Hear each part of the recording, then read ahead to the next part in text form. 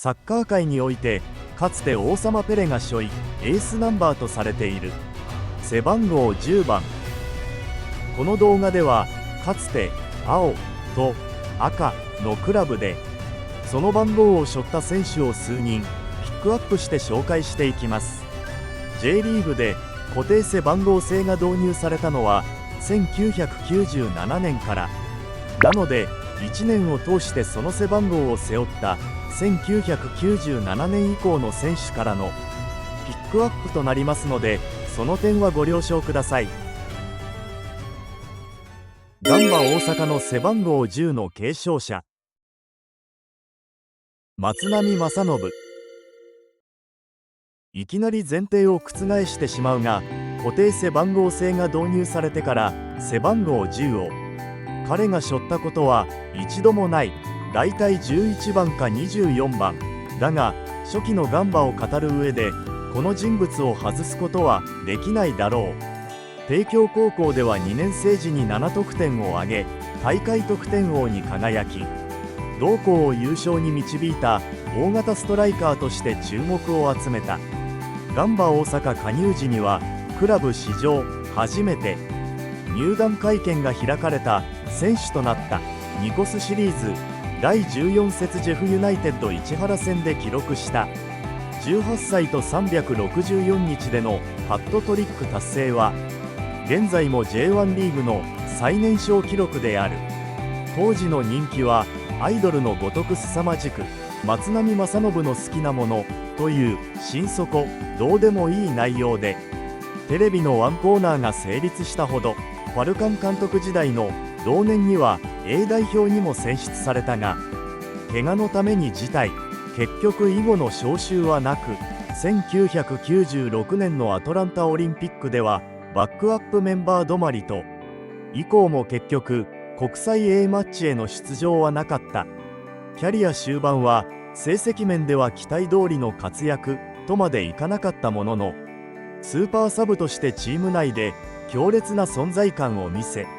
ミスターガンバとしてサポーターから親しまれた。そして引退を表明した2005年、クラブ初タイトルとなるリーグ優勝の瞬間をピッチ上で迎え、ピッチを去っていった。トレードマークはユニフォームの襟を立てて着る姿。今季2025年のガンバ大阪のユニフォームも何の因果か襟がついている。あなたも襟を立てて着こなす松波スタイルを体現してみてはいかがだろうか。おそらくオールドファンの注目を受けること必至となるだろう。磯貝博光。J リーグ初期に天才と呼ばれ、中田英寿、中村俊輔、小野伸二登場以前で、足元ではなくスペースへパスを出すスルーパス、ゴールを決める鋭いフリーキック、この両方を兼ね備えた日本人選手はほとんど存在しなかった。それを苦もなくやってのけていたのが磯貝選手である。東海大学でチームメイトだったミスターエスパルス沢登正明氏はこう語る。上段口で中田英寿とか小野伸二以上のものを持っていた。1995年には13ゴールを決めるも、守備をしない、気持ちが見えない、練習をしない、その才能に反してプロに対する意識は薄く、負傷などもあり、その気持ちはさらに薄れ、29歳で引退した、消えた天才みたいな記事に必ず登場する選手だが、当時成績が低迷していたガンバで並外れたその技術に夢を見た人々はきっと多いはずである。その後クルプニ、ピオトル、ビタウ、遠藤コーチ、激推しのファビーニョ等を経て、2003年からついにこの男が10番を背負う。二川貴大。1999年にガンバ大阪でプロデビュー。2003年に背番号10番を獲得し、ガンバ大阪の中心選手となる。2005年には J1 リーグ初優勝に貢献。2008年には AFC チャンピオンズリーグ ACL と天皇杯を、2009年には天皇杯連覇を達成。2000年代初期の黄金時代の中核を担った。卓越したテクニックと創造性を武器に、ボールコントロール、パスセンス、ドリブルに優れ、チャンスメイク能力が非常に高く、チームメイトを生かすプレーが特徴。古典的な10番の香りを持つ選手として、ガンバ大阪の攻撃的サッカーを体現した。二さんの愛称で他クラブのサポーターにも親しまれ、ガンバ大阪で初めて日本人として背番号10番を長期的に背負い、外国人選手が中心だった背番号10番の歴史を塗り替えた。2003年から2012年まで10年間背負い、チームの攻撃の核として君臨。ガンバ大阪のバンディエラ旗手として愛された。また非常に寡黙な性格で知られ、2022年9月にサッカースクールを開設。その前段階としてコーチ業を開始した際には、あの口下手な二さんがコーチだとどうやって人に物教えるんだとガンバ界隈がざわついたとか。チームメイトとの試合の外でのコミュニケーション能力も壊滅的で、2013年日本代表がワールドカップ出場を決め、長年二川とガンバ大阪でプレーしてきた遠藤康人、今野康之両選手に対して、祝福の連絡はしてないです。2人ともアドレスを知らないからとさらりと答える二さん。二川さんならしょうがない。会話は表情とテレパシーが基本。むしろコメントしているだけマシと、そのコミュ能力の低さはネタ扱いされるほど。嘘か誠か、ユース時代ではキャプテン、実力は当然あるのだが、それよりも少しでも喋れるようにと監督から命じられる。しかし練習終わりの反省会で毎回キャプテンなんかないか。ありません。代わりに副キャプテンの大室が毎回喋る羽目に、西野監督から背番号10番を勧められるも孤児。監督から契約更改させないぞと脅されて、仕方なく10番を背負うなどとさまざまな二川伝説が残されている。その卓越した技術の高さは、すごいを通り越してエロいという謎の解釈をされていて、その糸を引くような美しいスルーパス、ロングパスが放たれると同時にエロ多いと絶叫するのが一時局所的に流行ったという。とにかくアカデミー出身者として地元大阪での活躍はファンに深い共感を与えた。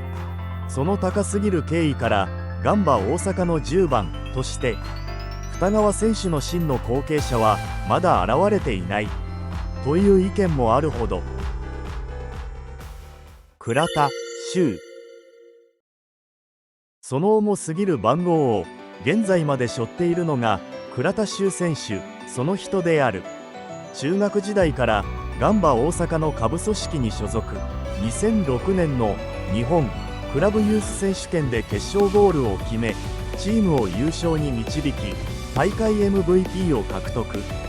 2007年にガンバ大阪トップチームに昇格。しかし遠藤、二川らの経験豊富な中盤に割って入るには至らず、出場機会には恵まれず、レンタル移籍を決意。ジェフユナイテッド千葉ではウイングを経験。人を生かすパサーだけでなく、生かされるレシーバーとしての才能を磨き、セレッソでは清武選手からポジションを奪う活躍。ガンバ復帰後は同じく高槻で生まれ育ち、ガンバ下部組織出身、憧れの存在だった二川選手の10番を背負うと、2014年の国内3冠 J1 リーグナビスコカップ天皇杯をはじめ、2008年 ACL、2008年2009年天皇杯、2015年天皇杯などガンバ大阪の主要タイトル獲得に貢献。36歳となった現在もウイングトップ下中盤の底、さまざまなポジションで起用され、さらに試合中のポジションチェンジにも頻繁に対応している。また倉田塾と呼ばれるガンバ大阪筋トレ部を主催。後進の育成にも余念がない。背番号10番の現継承者である倉田選手も36歳。その後継者は現れるのだろうか。浦和レッズの10番の継承者。1、エメルソン・マルシオ・パッソスジ・アルブケルケ。エメルソン・シェーキとも呼ばれる彼は、来日前から人もめ合ったかなり癖の強いストライカーだ。母親が若くないとプロのテストに合格できないと考え、3歳若く詐称した偽の出生届を詐取。その甲斐があってサンパウロ FC ユースへの入団テストに合格したが、1999年チームメイトの年齢詐称が発覚し、合わせてエメルソンの詐称も発覚。大事になることを恐れたサンパウロはこっそりとエメルソンを遠い日本に放出する。コンサドーレ札幌へ期限付き移籍をし、34試合31得点 J2 得点王と大活躍。札幌の J1 昇格に大きく貢献した。その後川崎フロンターレ2001年28試合出場19得点を経て浦和へ移籍した。2002年から2005年まで背番号10番を背負うこととなる。 J1 の強豪クラブでもその破壊力は衰えず、クラブの歴史を変えた。爆発的なスピード、圧倒的な突破力、規格外の決定力を誇るフォワード。単独でのドリブル突破を好み、屈強なディフェンダーを一瞬で置き去りにする能力は、戦術エメルソンと呼ばれるほどの子の力を持つ。時に味方を使うことを忘れるほどの自己主張の強いプレースタイルだが、ゴール前の嗅覚とフィニッシュの精度は J リーグでもトップクラス。田中達也とのコンビはエメタツと呼ばれ、浦和史上最強クラスのツートップとしてサポーターに愛された。また相方の田中達也氏も自身が選ぶ J リーグベストイレブンのフォワードには迷うことなくエメルソンを選び、彼以上のフォワードは見たことがありませんと語っている。浦和在籍中リーグ戦100試合で71得点を記録し、2003年には J リーグ最優秀選手賞 MVP、2004 年には27得点で J1 得点王を獲得。2003年のナビスコカップゲンルバンカップ優勝はクラブ初のタイトルであり、エメルソンの決定力が大きく貢献した。劣勢の試合を一気にひっくり返すカウンター攻撃は埼玉スタジアムを熱狂の渦に巻き込んだ。エメルソンは J リーグ発足当初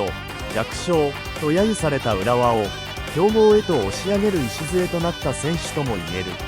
背番号10番としての4年間、浦和の攻撃を牽引し、クラブにタイトルをもたらし、サポーターに勝てるチームの誇りを植え付けた。退団後カタールやブラジルでプレーしたが、浦和での輝きは今なお語り継がれる伝説である。なおそのカタールのアルサッド移籍でも揉め、2006年には年齢詐称がバレてブラジル連邦警察に逮捕。カタール国籍取得の際には FIFA を巻き込んで大揉め。2010年にはフルミネンセ FC でワシントンが移籍してきたことで、かつて浦和で J リーグ得点王に輝いた2人が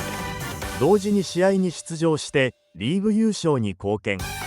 なおその後ライバルチームのフラメンゴの応援歌をノリで歌ったことから解雇される本人談。 FIFA クラブワールドカップ2012で7年ぶりに日本でプレーし、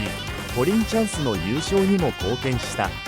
結果は残すが常に問題を起こしまくるエメルソンは、癖が激強フォワードとしてオールドファンの記憶に刻まれている。2. ロブソン・ポンテ。ロブソン・ポンテ、1976年11月6日生まれ、ブラジル・サンパウロ出身は、2004年にチャンピオンズリーグでレアル・マドリードに3対0で勝利した。ドイツのバイヤー・レバークーゼンから浦和レッズに移籍し、2005年から2010年まで背番号10番を背負った。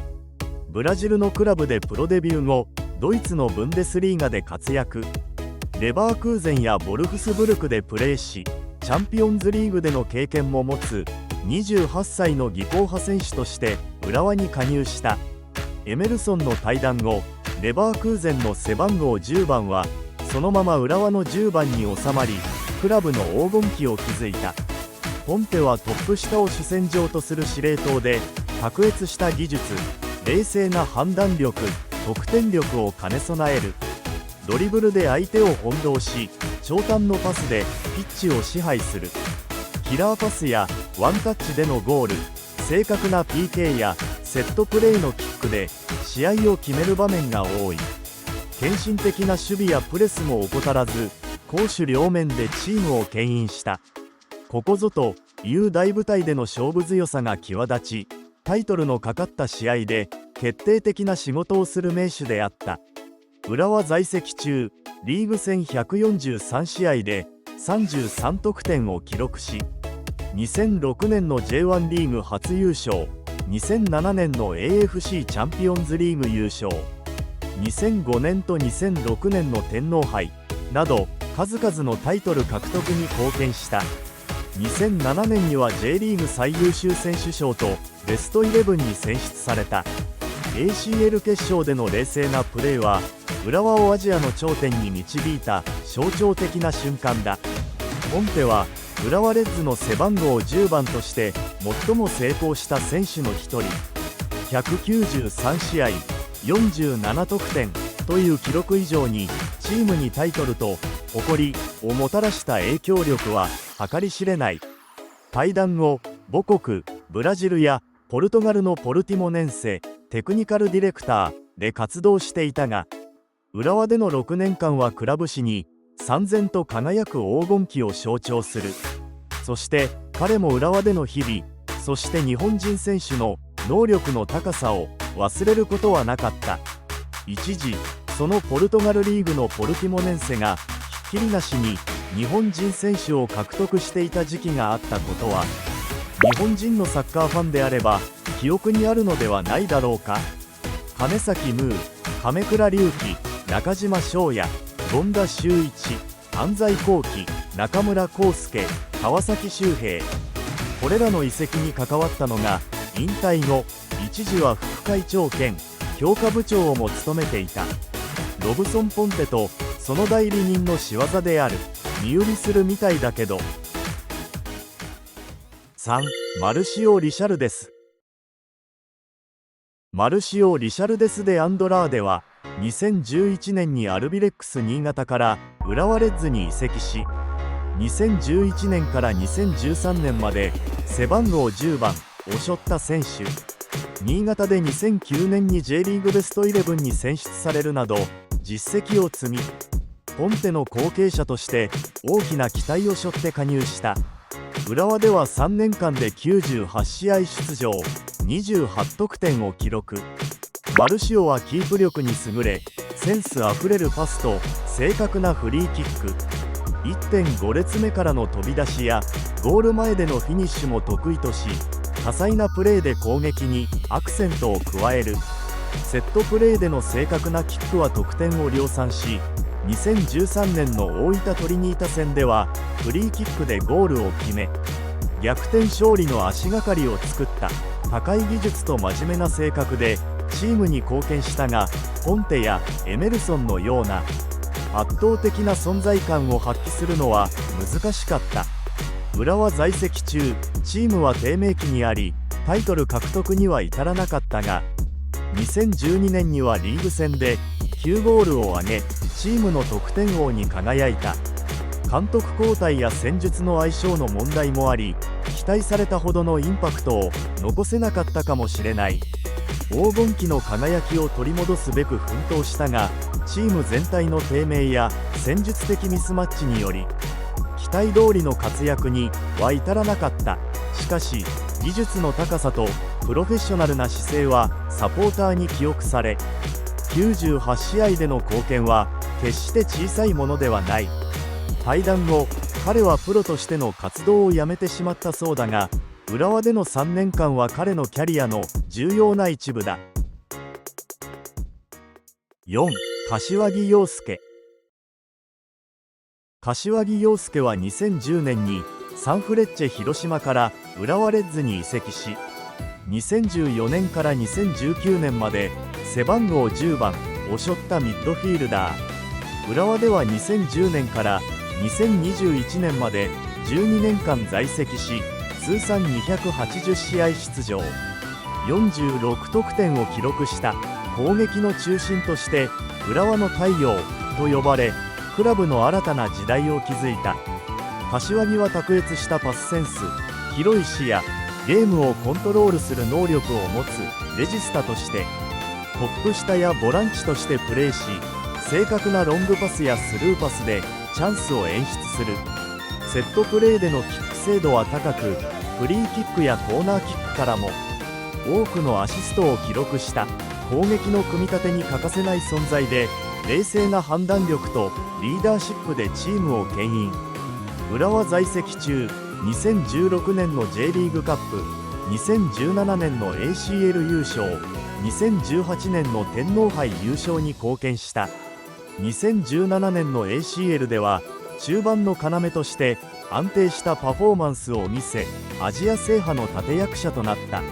2016年には J リーグベストイレブンに選出され、浦和の日本人選手として16年ぶりの背番号10番として期待に応えた。明るいキャラクターと献身的なプレーで愛され、埼玉スタジアムの雰囲気を盛り上げた。柏木陽介は浦和レッズの背番号10番に日本人選手としての新たな歴史を刻んだ選手と言えたのだが、2020年、2021年と新型コロナウイルス感染症拡大防止が呼びかけられる中、度重なる規律違反により厳重注意と罰金、並びにトレーニングへの参加禁止、処分を受け、世間から猛バッシングを受ける中、結果的に FC 岐阜へ完全移籍、2023年シーズンをもって現役引退。その後の姿は当チャンネルの別動画を参照していただきたい。柏木選手の評価は場所、人により極端に変わってくるだろう。ある人はクラブの規律を乱したチャラ男と答えるかもしれないし、ある人は J3 の岐阜に来てくれて引退後も貢献してくれる恩人と答えるかもしれない。しかし浦和での12年間は彼のキャリアの頂点であり、クラブ史に残る選手であったことは確かであろう。四季レギリスタイン。四季レギリスタイン、この名前を知っている、覚えているだろうか。近年の欧州サッカーファンであれば、プレミアリーグの強豪マンチェスターシティのフットボールディレクターと答えるだろうし、詳しい人物であればヨハン・クライフのバルセロナドリームチームの1期生と答えるかもしれない。だが浦和のオールドファンであれば即浦和レッズの OB だと答えるはずだ。1997年から99年まで浦和に所属し、浦和の練習場へはなんと電車で通っていたのだという。スペインの名門バルセロナで200試合以上に出場。後のマンチェスターシティのディレクターが JR 埼京線で恵比寿から赤羽を経由し、京浜東北線に乗り換えて与野で下車。なんともシュールな光景であっただろう。本当はもっと多くのチームや選手を紹介したかったのだが、止まらなくなってしまったので、一旦ここでこの動画は締めさせていただきます。まるで成長していない。皆さんの記憶に残るチームの10番、コメント欄にてぜひお知らせください。ご視聴ありがとうございました。高評価、チャンネル登録をぜひよろしくお願いいたします。